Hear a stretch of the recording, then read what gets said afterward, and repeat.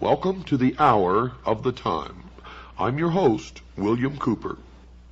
When I first saw the movie 2001, I was amazed, awed, to say the least. The entire scope of the movie was overpowering, and for most of the people of the world, was completely baffling.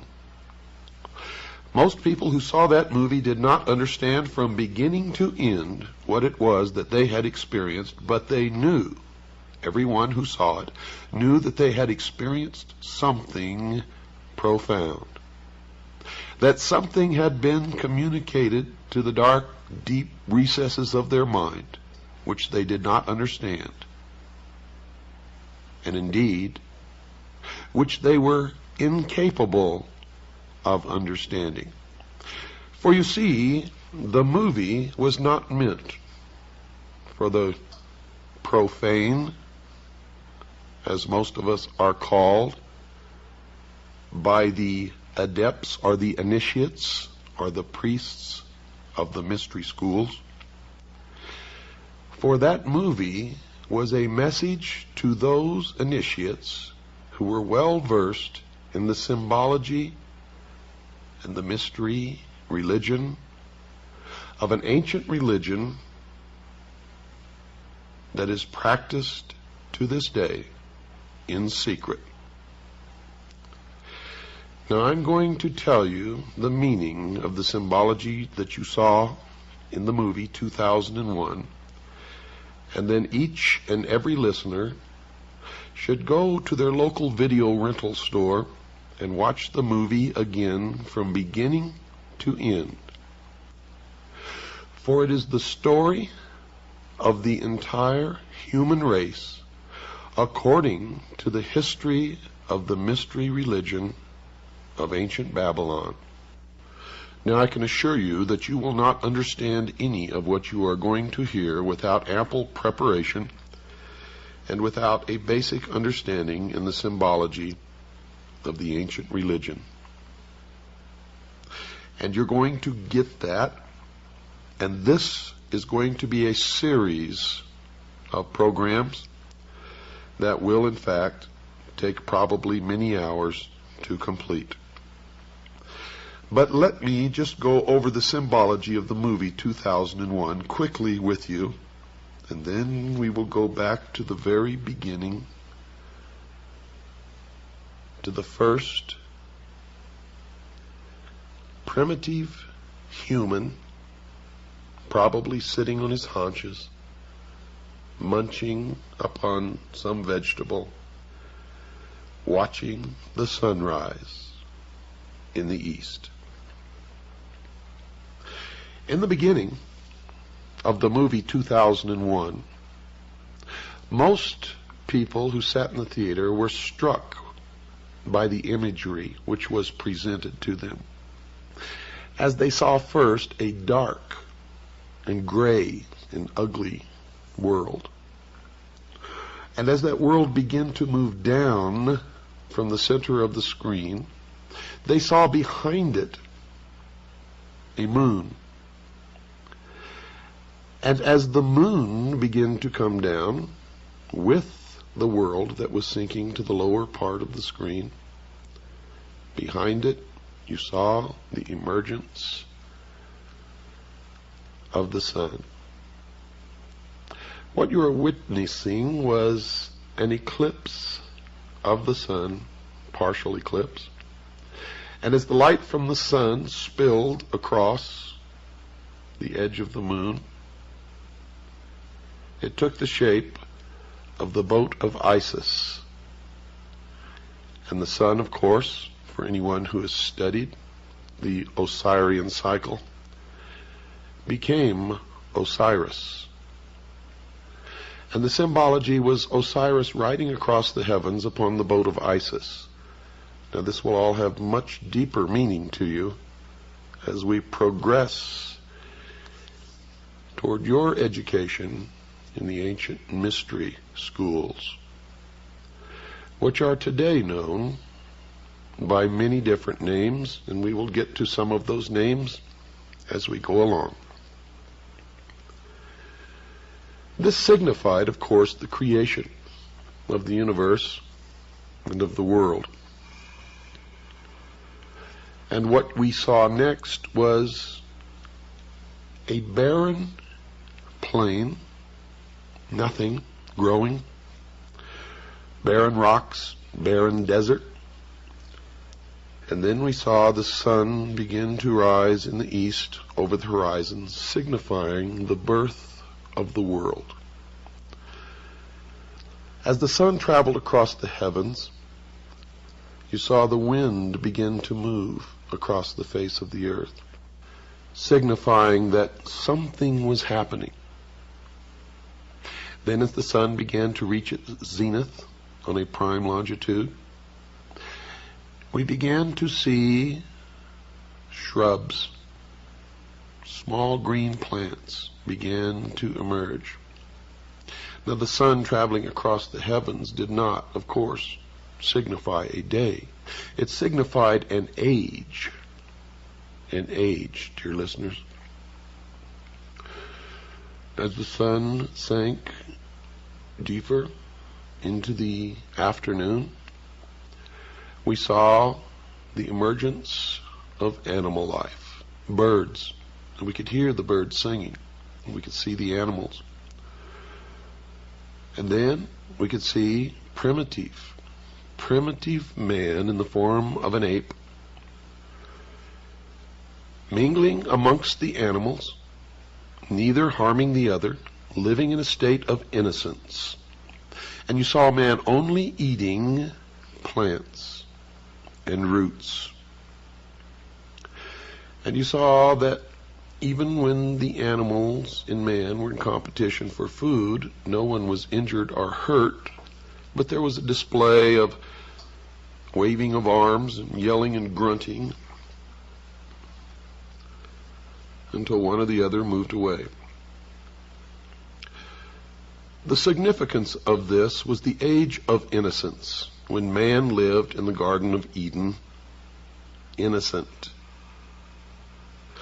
With the animals, he was a vegetarian.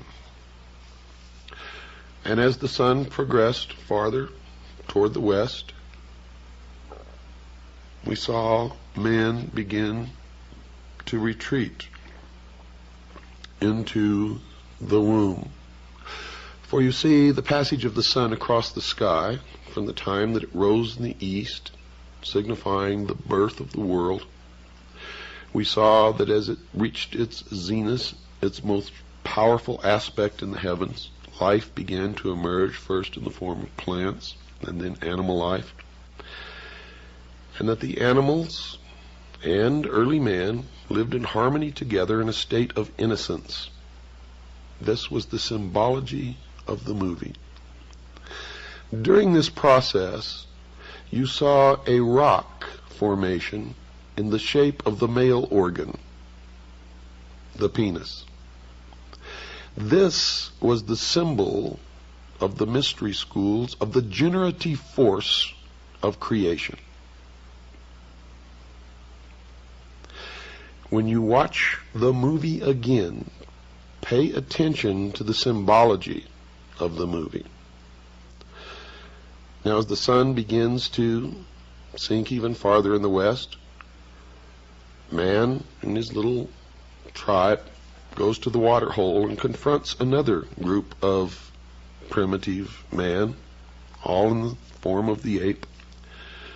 And there's a confrontation. But you notice that no one was injured or killed. There was a lot of waving of arms, jumping up and down, grunting and screaming and screeching, until the group that was at the watering hole and had already quenched their thirst moved away. And then the new group moved in. And then they scurried into the womb, signified by the cave. And there was more symbology there, as they all sat in the darkness with their eyes open in fear. And one of the female apes held a child to her breast. And you were seeing man in the transformation from ape to human. Primitive man evolving to the point where he could think. And then what happened in the movie? Toward the dawn, you heard the humming of bees, millions of bees. And the beehive and bees are a prominent symbol in the mystery schools. It signifies societal cohesion, industry. Now, not industry as you may know it in the manufacture of cars, but industry in working together in a societal form. In this case, the very basic rudiments of society. And as the sun again began to rise up in the east, signifying the dawn of the new man, the audience beheld an obelisk, a monolith. In front of the cave are the womb from which the apes emerged, and it appeared that the humming of the bees was emanating from this block of stone. Now notice I said three words: monolith, obelisk, and stone. All of these are significant symbols in the ancient mystery religions. And you saw that this was not God, because creation had already taken place. The world had been created. Plants and animals had been created, and primitive man existed on the earth before this monolith, this obelisk, this stone ever made its appearance. It is also known as the stone that you saw earlier, the generative force, or the penis. Now don't get all confused by this terminology. It will begin to make sense to you as we go along. It took me many years of study to understand what I am now imparting to you.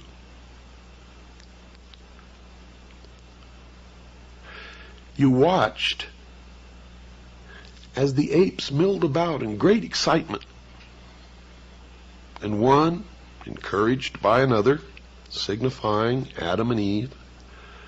The one encouraging was the symbol of Eve. The one being encouraged was Adam, until he actually reached out and touched the face of the stone, and he was imparted intellect. You could tell that something significant had happened because the tone and the general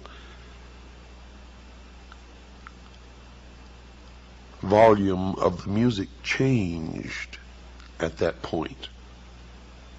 And then the other apes began to touch and rub the statue. Now, most people that I knew attributed what happened to some extraterrestrial force.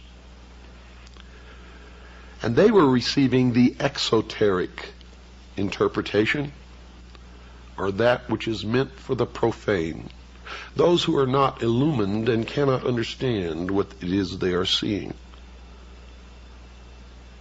But for the initiated, what they witnessed was the creation of the world by God and the impartation of knowledge to man, the forbidden knowledge, by Lucifer through his agent Satan. For in the religion of the mystery schools, they believed that man was held prisoner in the Garden of Eden by an unjust and vindictive God, and that man was not told by this unjust and vindictive God that he could have the same powers. And man was set free from the bonds of ignorance by Lucifer through his agent Satan, and many believe that the two are the same, and that's okay because maybe they are. And that through the gift of intellect, man himself will become God. Now, for those of you who understand what I am imparting to you now, you may not even have to listen any farther, for it explains everything that has ever happened in the history of man, and everything that is happening now, and all that is to happen in the future.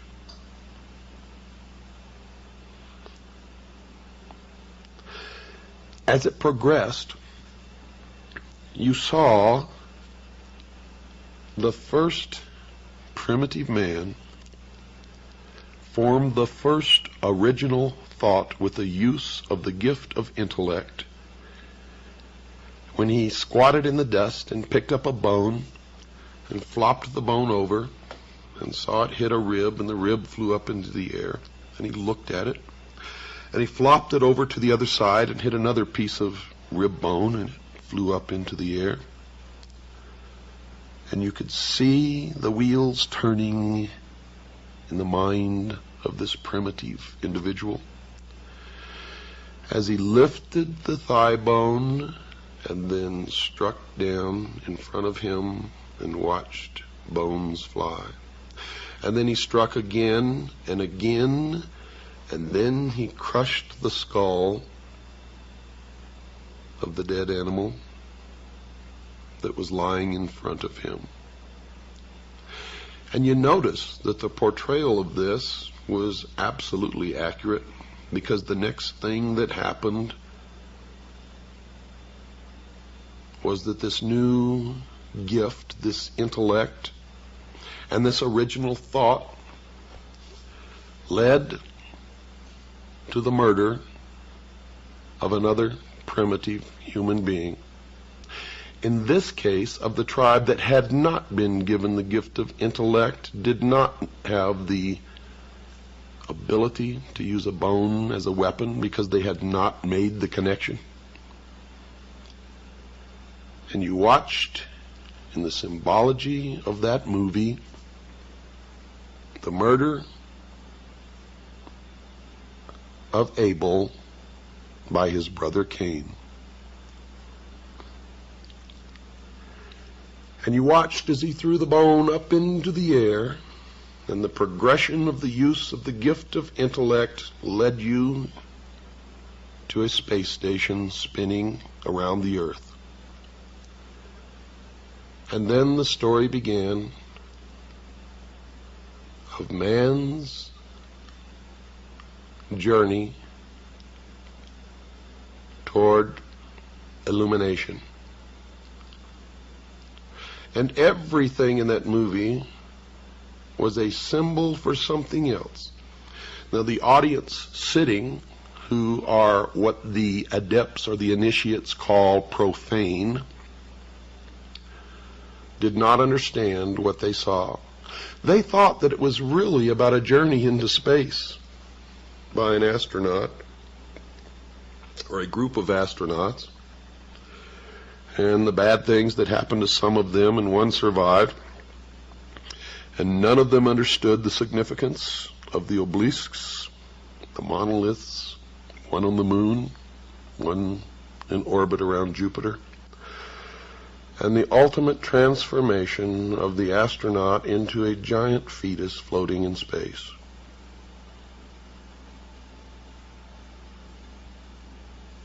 And to tell you the truth, when I first saw the movie, I didn't really understand it either, but I knew that there was something of such import there that I needed to know,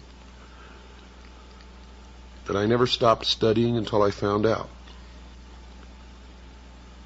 And of course, one discovery leads to another, and every time I answered a question, 100 more popped up, until I reached a point, dear listeners, where I realized that if I studied for the entire rest of my life, there is not enough time in my life to learn what it is that I need to know. But I have learned enough along the way to impart some of my knowledge to you, and maybe you can help me find the ultimate truth that all of us, ultimately learn to look for. Although not all of us ever realize that we are looking, and most of us never even understand what it is that we are looking for, but some of us do understand that we are looking. The adepts or the initiates, the priesthood of the mystery school, believe that they have found it and that they know all of these things. And I'm not really sure that they do. Because in my search and my ultimate illumination, and yes, I have become, to a degree, illumined or illuminated, I have discovered that I am more illuminated than most of those who have gone through the process of initiation in the mystery schools and believe that they know more than I do. And it's not true. I have surpassed them by so far, and they believe that they are so far ahead that it has become difficult for me to place myself in any kind of logical progression along a path that I am following, and I know not where it will ultimately lead. But I know that many have been misled along this path and are worshiping the fallen angel that we know as Lucifer. Many believe that Lucifer and Satan are the same.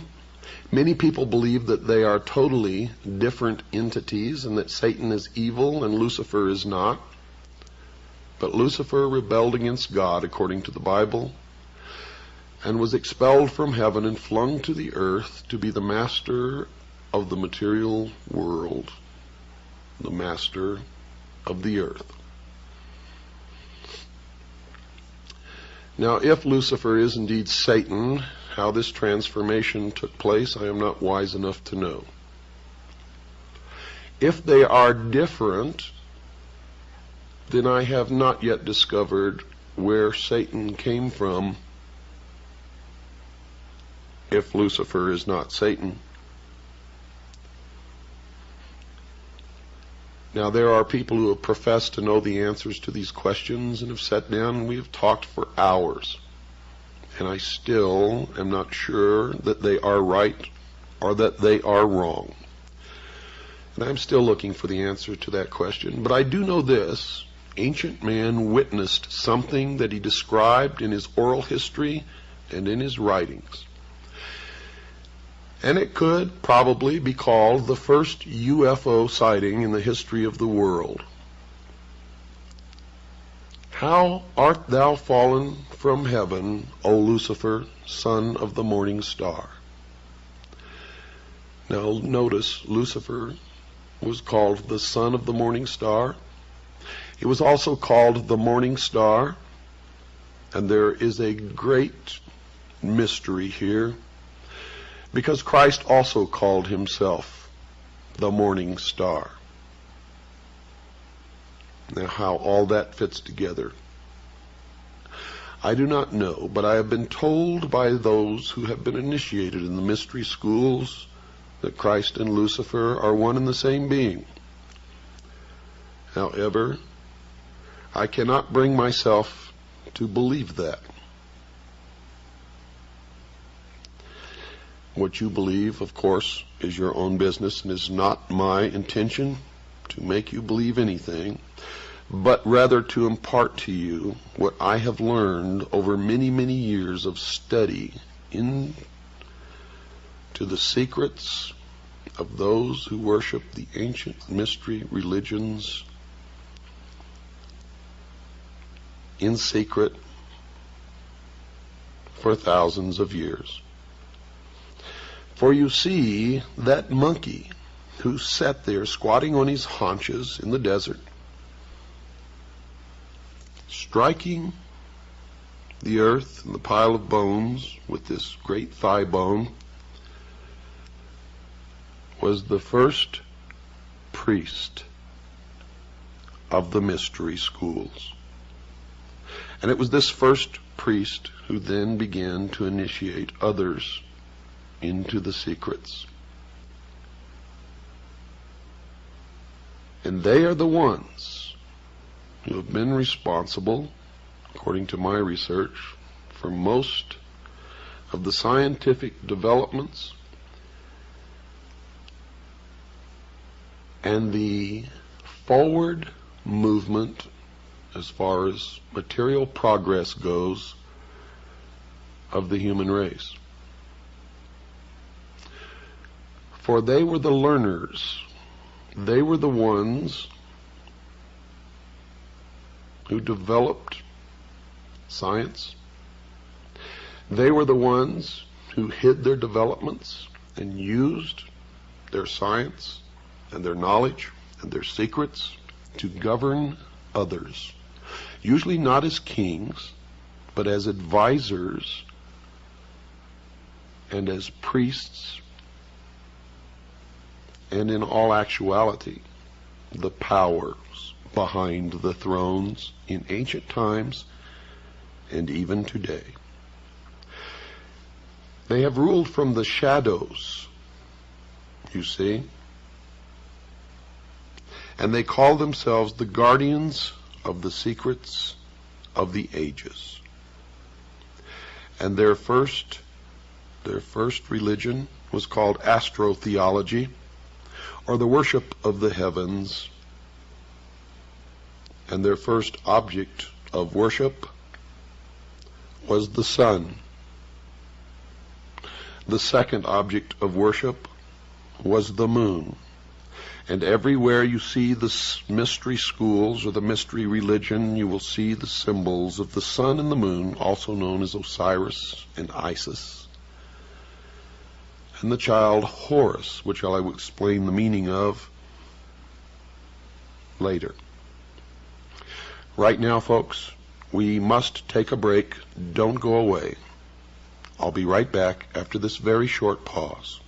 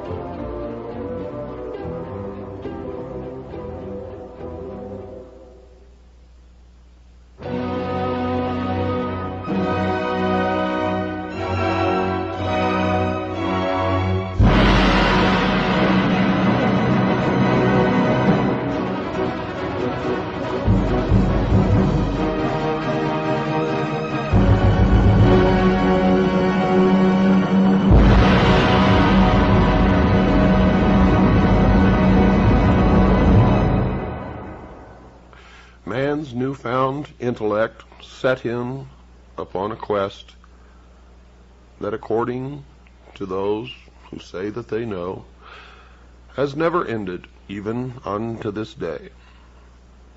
And the modern day equivalent of this ancient mystery religion calls itself the Order of the Quest. And you will see it reflected in many of their outward exoteric branches, where they disseminate information to the public, or manipulate the public, or deceive the public, as the profane to them are nothing more than cattle to be herded and occasionally to be led to the slaughter.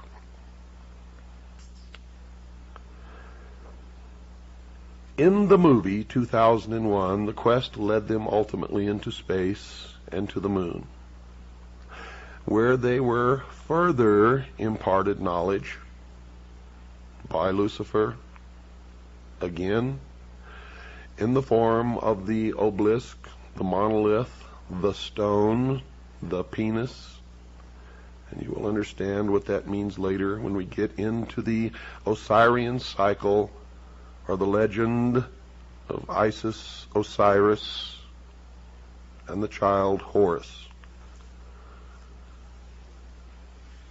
When they were imparted knowledge again on the moon, it set them off on a further quest to the planet Jupiter, where they found a huge, tremendous, again, another obelisk, monolith, stone, the generative force, the penis, floating in space, orbiting the planet Jupiter. Now, the journey from the moon to Jupiter is significant, for the astronauts on board this spaceship represented the entirety of the human race. And it represented that some will evolve, and those who cannot will not be allowed into the future. You see, this was a message from those who rule to all of the initiates of the world. It was a message that the new age is now dawning. And you see that at one point during this journey from the moon to Jupiter, man, represented on a microcosm by the astronauts making this voyage, came in conflict with their own technology. The technology of the human race was represented by the computer called HAL. And for those who were intelligent enough to experiment with the name HAL and progressed the letters one forward in the alphabet from what they were in the movie, H became I, A became B, and L became M, And they were able to see that the symbol was of the largest at that time when the movie was made, and the corporation that was on the cutting edge of computer technology, IBM. It was significant that man had built this technology, this computer, which had an artificial intelligence and was capable of communicating with the astronauts. And yet they had forgotten to put a switch in the machine which could be turned off at will. Now, you have to understand that this is all symbology. Hal represented many things. He represented the atomic bomb, the hydrogen bomb, chemical warfare, bacteriological warfare, represented the state of the art of technology where it became so complicated that no one man could be an expert in it, and thus might unknowingly participate in the building of a technology which could destroy him, yet he only worked on a part or a portion of it,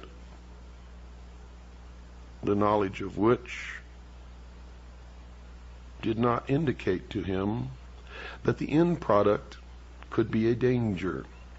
And we see that happening now, don't we? Where everybody has to specialize in one small portion of technology because the overall picture is so complicated and so far beyond our understanding that we see the prediction made in the movie 2001 actually becoming true before our very eyes. Just in my lifetime, I've seen automobiles that I could take apart and put together blindfolded myself as a teenager, to driving automobiles that I can lift the hood and not even recognize most of what I'm looking at, except that I know that it's an engine in there, and I know that it's got a fuel delivery system and some kind of a system that ignites the fuel. But the technology has surpassed my ability to take it apart and put it back together again without many months or years of specialized training. And this has occurred across the board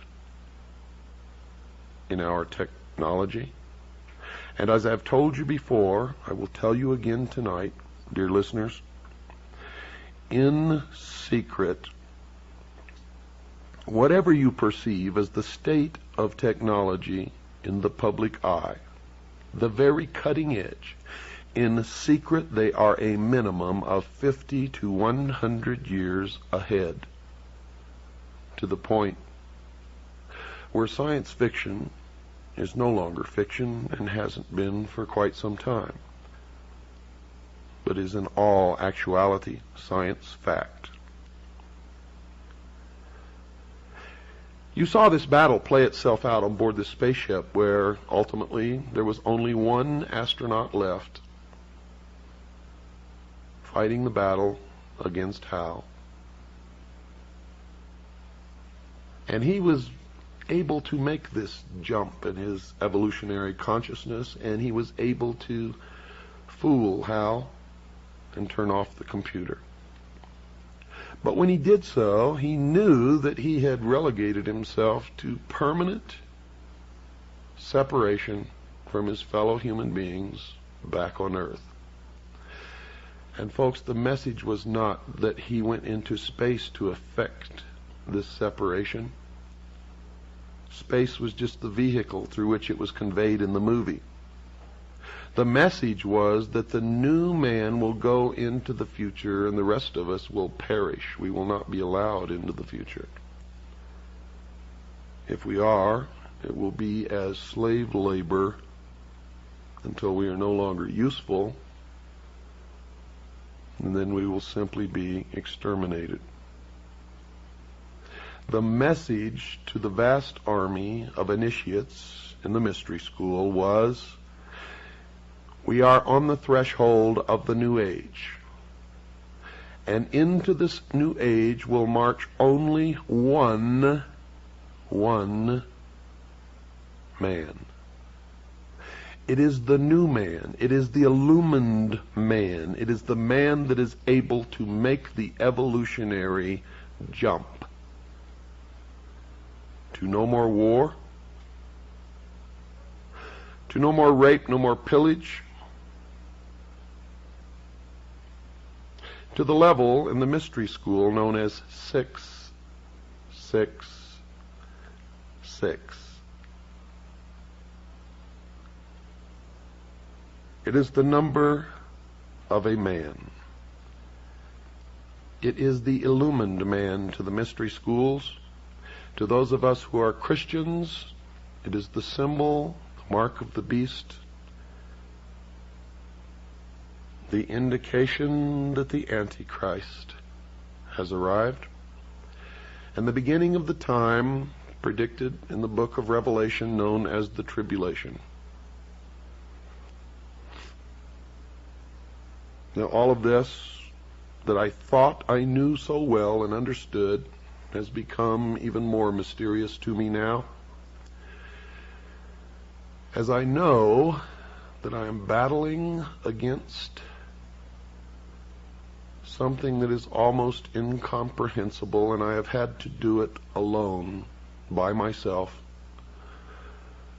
not trusting anyone else, not letting them in, for fear that they would corrupt my mind and I would be led down the wrong path.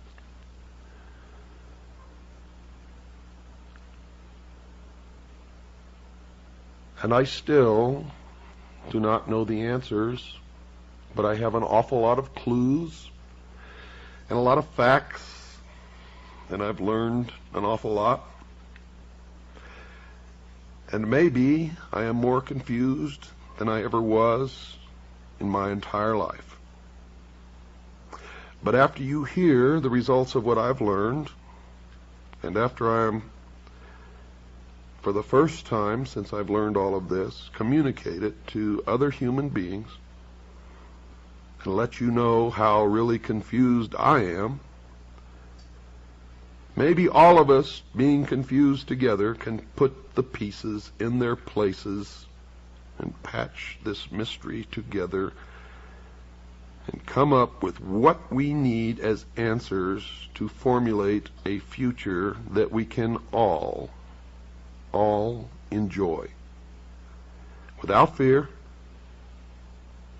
without wars, without lies and deception and manipulation, without elitists and terrorists and crooks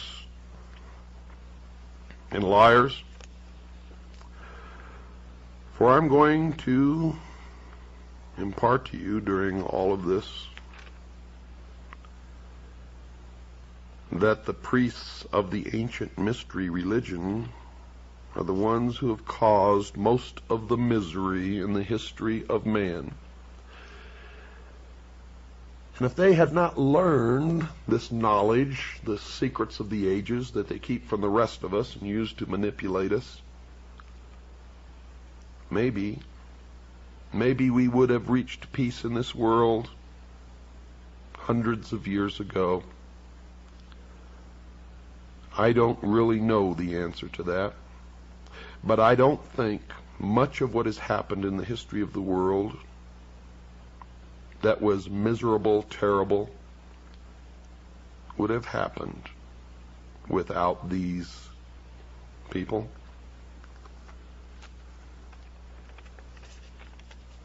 But I may be wrong.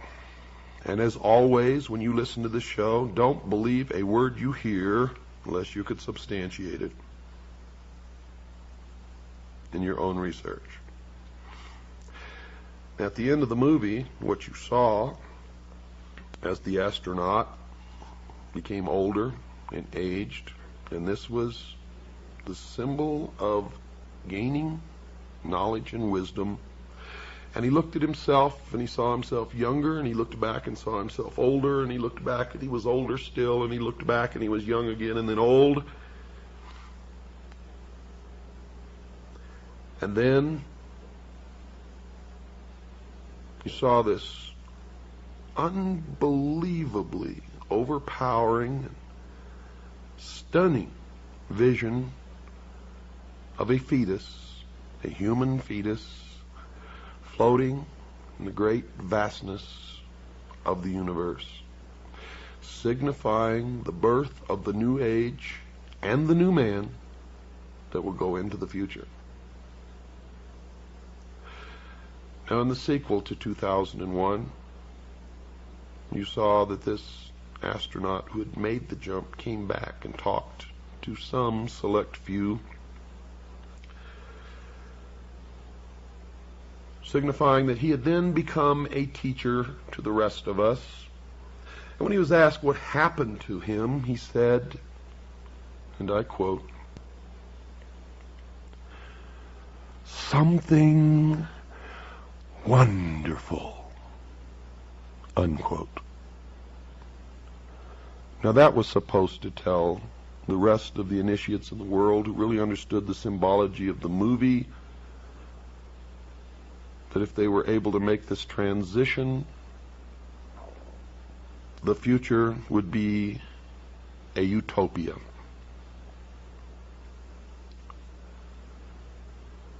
Now, I don't know whether it will be or not, but I can tell you this.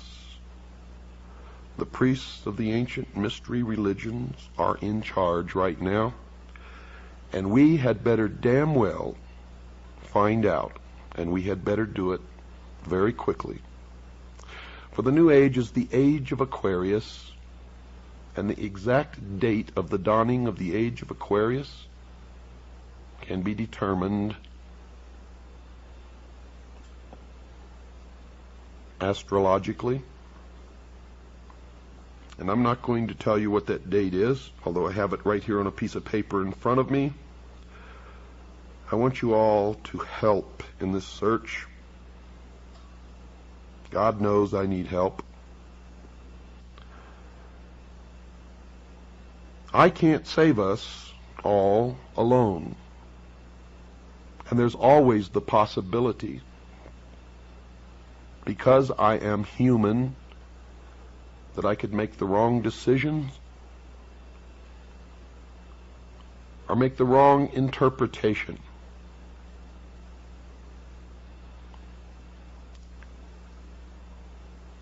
And that's why I formed CAGI, because many of us working together and digging and searching for information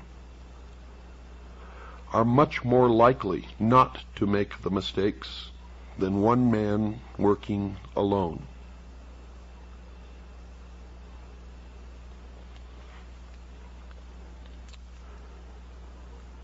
Let's go back now to the beginning, when man was in his infancy on the evolutionary scale of development.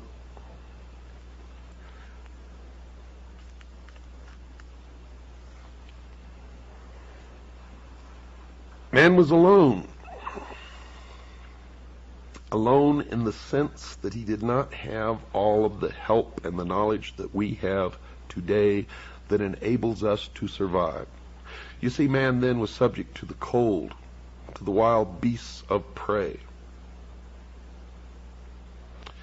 He didn't have a home, didn't have air conditioning in the summer, didn't have heating in the winter, didn't have medical doctors. If he became ill or injured, was most likely to die. So it did not take ancient man very long to decide that in this world the single greatest enemy to be feared was the darkness of night and all the unknown dangers that came with it. And simply stated, man's first enemy was darkness. Now, understanding this one fact alone, one can readily see why the greatest and most trustworthy friend the human race could ever have at that time was by far heaven's greatest gift to the world, that glorious rising orb of day that we call the sun. And that was the beginning of the battle between light and darkness. And it was man's first understanding of the birth, the death, and the rebirth of a deity. For the sun rose, was born in the morning, traveled across the heavens where it reached its most powerful point, the zenith, and that will explain why so many things occur at noon or near noon, and then signifying old age and the end of its life, sank into the west and then died. And man was subjected to the rigors and the dangers and the cold of night until his God again was reborn the next morning. Now, folks, I'm not making any of this up, and it took me many, many years of study to figure this out. Man noticed that the moon also rose, lived a different life than the sun,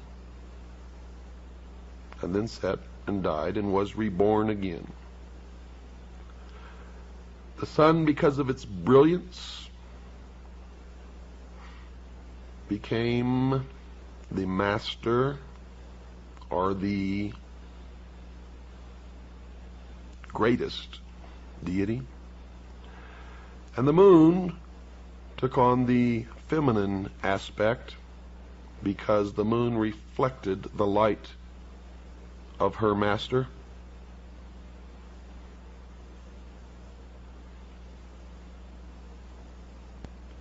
And all of this will begin to make sense to you eventually as we go through this, because from now on, every program that I do is going to be devoted to this, to the explanation of the esoteric religion, the ancient mystery religion.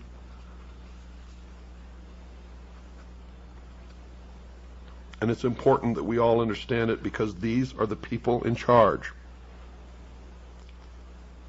And don't ask me to tell you the truth of religion, for I really believe in the Constitution and that we all have a right to worship our own God in our own way. And no one has the right to tell anyone, unless asked, what they should believe. You all know by now that I am a Christian. But I'm not a Christian in the sense that I follow the dogma of any church or the preachings of any preacher or necessarily word for word the Bible.